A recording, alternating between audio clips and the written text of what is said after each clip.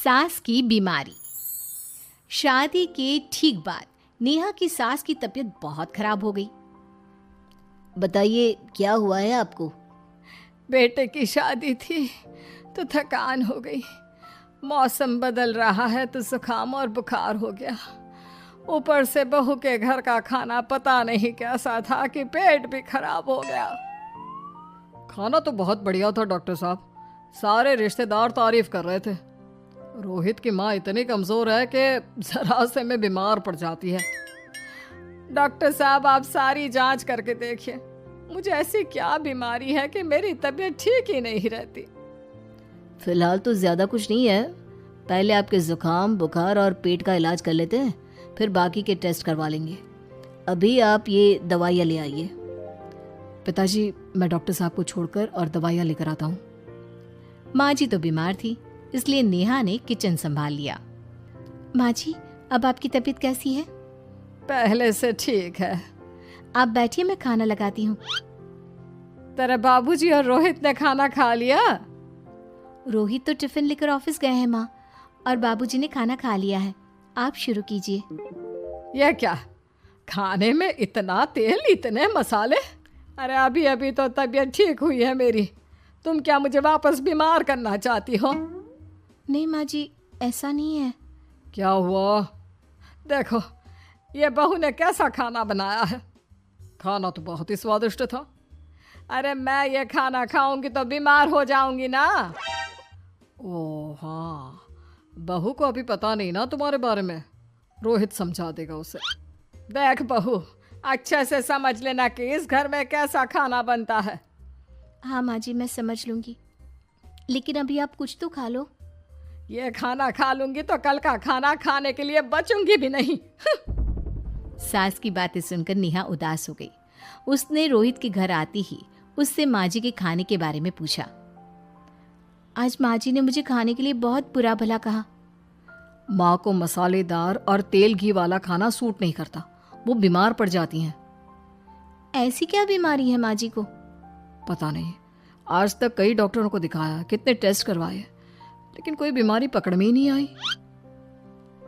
नेहा को कुछ समझ में तो नहीं आया, लेकिन उसने अपनी सास के हिसाब का खाना बनाना सीख लिया।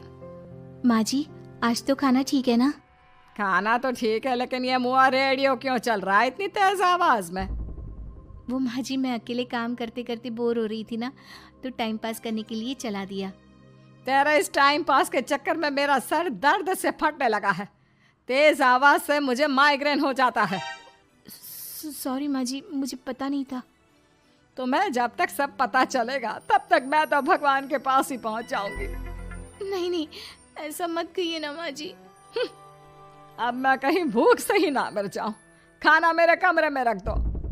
बेचारी नेहा, उस दिन उसे बहुत दुख हुआ। नेहा तुम रो क्यों रही हो? आज माँ जी ने मुझे बहुत बुरा भला कहा, मैं तो सिर्फ रेडियो सुन रही थी। ओहो, तुम माँ की बातों का बुरा मत मानो, उन्हें तेज आवाज से सर दर्द होने लगता है, दर्द की वजह से बोल दिया होगा कुछ। लेकिन मुझे तो ये सब पता ही नहीं था ना, इसलिए बाबूजी ने मुझे पहले ही फोन करके सब कुछ बता दिया, और मैं तुम्हारे लिए ये हेडफोन लाया हूँ। अब तुम अपने गाने भी सुन सकती हो और माँ को परेशानी भी नहीं होगी। ये सिर्फ एक बात का हाल है, लेकिन माँ को तो हर चीज से परेशानी है। अब क्या कर सकते हैं, माँ बीमार ही इतनी रहती है। लेकिन माँ को ऐसी कौन सी बीमारी है? तुम्हें बताया तो था, किसी भी डॉक्टर को माँ की बीमारी समझ में नहीं आ रही। अब तुम भी ये सब सोचना छोड़ दो, ये हेडफोन लो और अपने पसंद के गाने सुनो। रोहित के गिफ्ट से नेहा की एक परेशानी तो दूर हो गई, लेकिन उसके मन में कई सवाल खड़े हो गए। आज मैं देर से उठाऊं या तुम जल्दी उठ गई? वो माँ जी को कल रात भर सर दर्द हुआ ना, तो जल्दी उठकर उनकी जगह मैंने पूजा कर दी। अरे वाह, अच्छा अच्छा, हे भगवान, ये किसकी करामत है? ये तो माँ जी की आवाज है। चलो चल के देखते हैं। क्या हुआ माँ? अच्छा, यह घर में गुलाब कौन लाया? मुझे नहीं पता, मैं तो अभी उठा हूँ। माँ जी आप कल रात भर सो नहीं पाई, तो मैंने जल्दी उठकर पूजा पाठ किया। घर में फूल नहीं थे ना, तो मैं बाजार से गुलाब के फूल ले आई। नेहा, माँ को गुलाब के फूल की एलर्जी है। अब मुझे ये कैसे पता होगा?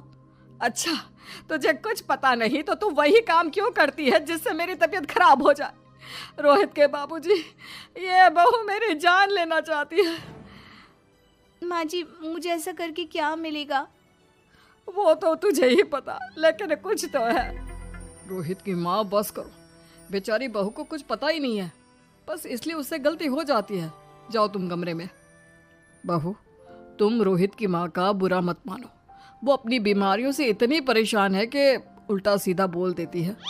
नहीं नहीं बाबूजी, मुझे बुरा नहीं लग रहा, मुझे चिंता हो रही है माँ जी की बीमारी की। ये बताइए कि माँ जी को ऐसी प्रॉब्लम्स कब से होने लगी? शादी के 6-7 महीने बाद से। बाबूजी, तब घर का माहौल कैसा था? अरे भरा पूरा परिवार था। मेरे बाबूजी, माँ, काका, काकी, मेरे दोनों बड़े भाई, दोनों भाभियाँ, दोनों के 2-2 बच्चे हैं, एक छोटा भाई और एक बहन। सब साथ रहते थे। इतना बड़ा परिवार? हाँ, मैं जब 10 साल का हुआ ना, तब पापा का ट्रांसफर यहाँ हुआ। उसके पहले तक तो हमारी जॉइंट फैमिली ही थी। और माँ जी किस चीज से बीमार पड़ जाती हैं? जब तेज गर्मी हो, ठंड हो या ज्यादा बरसात हो जाए। जब माँ ज्यादा थक जाए, जैसे दिवाली पर घर की सफाई या कोई फंक्शन हो, या ज्यादा मेहमानों के आने से घर का काम बढ़ जाए। तेज म्यूजिक, तेज लाइट या ऐसे कोई तेज स्मेल आ जाए। तो माँ जी की ये बीमारी ठीक हो सकती है। कैसे? सब पता चल जाएगा। आप कल माँ जी की टेस्ट रिपोर्ट लेने जाने वाले हो ना? हाँ। तो सुनिए क्या करना है। अगले दिन रोहित माँ जी की रिपोर्ट्स लेकर आता है। माँ, बाबूजी, नेहा। अरे क्या हो गया रोहित? माँ जी की रिपोर्ट आ गई है। कुछ सीरियस है क्या? जिसका डर था वही हुआ। अरे गोल गोल बातें मत कर, सीधी तरफ बता बेटा, क्या हुआ है मुझे? माँ, आपकी किडनी, लिवर सब फेल हो गया है। आपका दिल भी कमजोर हो गया है। डॉक्टर ने कहा है कि आपके पास सिर्फ 1 महीना बचा है। ये क्या बक रहा है? ऐसा हो ही नहीं सकता। मुझे लग ही नहीं रहा कि मैं इतनी बीमार हूँ। लेकिन माँ जी, रिपोर्ट झूठी तो नहीं हो सकती ना? हाँ, माँ को 20 साल की उम्र से बीमारी लग गई थी, लेकिन कोई डॉक्टर पकड़ नहीं पाया और अब ये बीमारियां बहुत ज्यादा बढ़ गई हैं। हाँ रोहित की माँ, तुम्हें याद है शादी के 6 महीने बाद से तुम बीमार रहने लगी थी। अरे लेकिन वो अलग था, मुझे ऐसे कोई बीमारी नहीं हो सकती। ये तुम कैसे कह सकती हो माँ? हाँ, तुम उस वक्त बीमार पड़ी थी ना, और अब डॉक्टर भी यही कह रहे हैं, तो सच ही तो होगा। और आप तभी से बीमार ही तो रहती आई हैं। अरे लेकिन तब मैं बीमार थी ही नहीं। क्या मतलब? अरे तब मैं बीमारी का नाटक करती थी, मुझे कुछ नहीं हुआ था। ये क्या बोल रही हो? हाँ, घर में इतने सारे लोग थे और सबसे छोटी बहू मैं थी, तो सारा काम मुझे करना पड़ता, इसलिए काम से बचने के लिए मैं नाटक करने लगी। लेकिन आपको अभी भी वही बीमारियां होती है ना माँ? हाँ, अगर नाटक था तो ये प्रॉब्लम तुम्हें अभी क्यों होती है? इसका जवाब मैं देती हूँ। माँ जी कई महीनों तक नाटक करती रही, इसलिए इनके दिमाग ने धीरे धीरे इस झूठ को सच मान लिया और इनका दिमाग उन बीमारियों का एहसास कराने लगा। हैं? ऐसे भी होता है क्या? हाँ माँ जी, इसे प्लेसिबो इफेक्ट कहते हैं। जब आप बात बात पर बीमार पड़ने लगी तो मैंने अपने मामा से बात की जो एक साइकोलॉजिस्ट है। उन्होंने बताया मुझे। तो ये रिपोर्ट्स?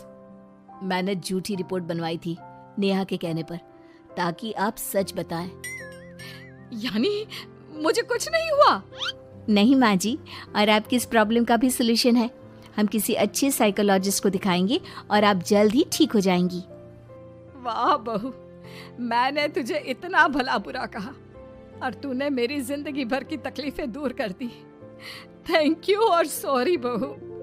अरे मुझे भी तो सॉरी कहो, पूरी जिंदगी तुम्हारी सेवा की है, वो भी झूठ मूठ की बीमारी के लिए। हाँ हाँ, आप भी माफ कर दो मुझे, बस सॉरी। तो इस तरह नेहा ने अपनी सास की बीमारी पकड़ भी ली और ठीक भी कर दी।